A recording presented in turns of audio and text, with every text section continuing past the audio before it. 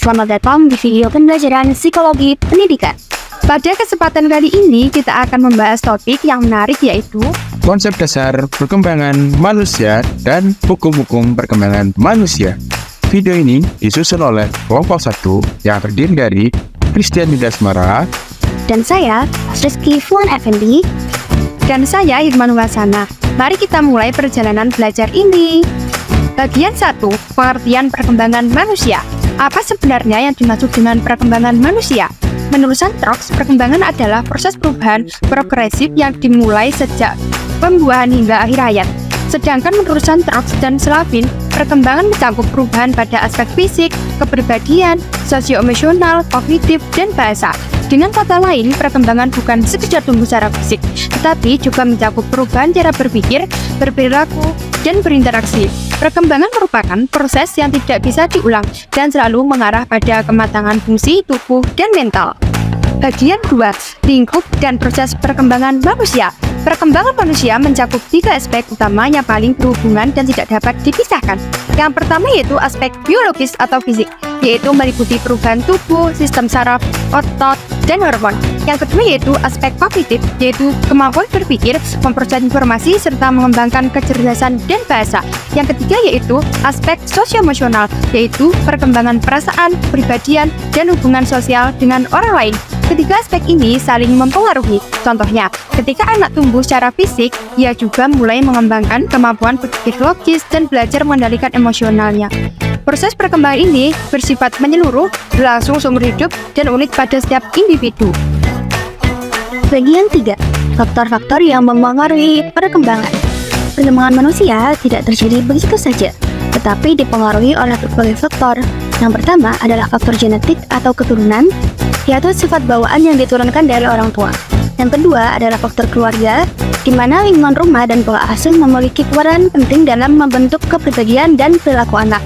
Dan yang ketiga, faktor lingkungan sosial seperti sekolah, teman sebaya, serta budaya masyarakat. Ketiganya saling berinteraksi membentuk siapa diri kita dan bagaimana kita berkembang dari waktu ke waktu.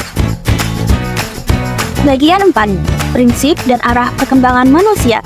Menurut Harlock, terdapat beberapa prinsip penting dalam memahami perkembangan manusia.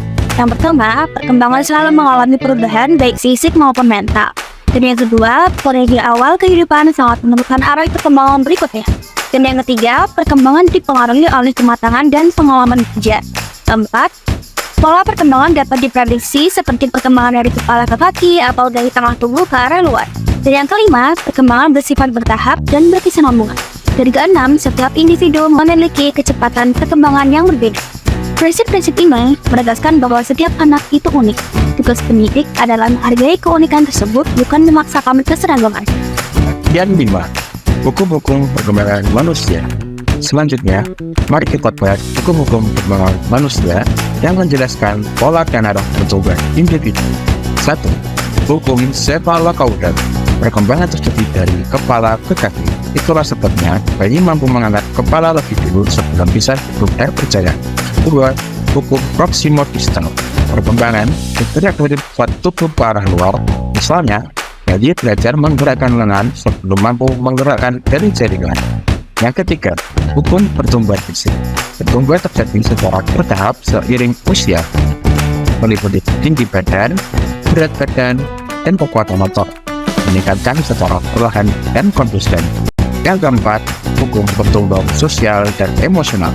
Perkembangan sosial dan emosi berkembang seiring waktu, dari belajar mengenal diri hingga mampu menjadi hubungan dan mengendalikan perasaan. Yang kelima, hukum tempo dan ritme perkembangan. Setiap individu memiliki tempo perkembangan yang berbeda.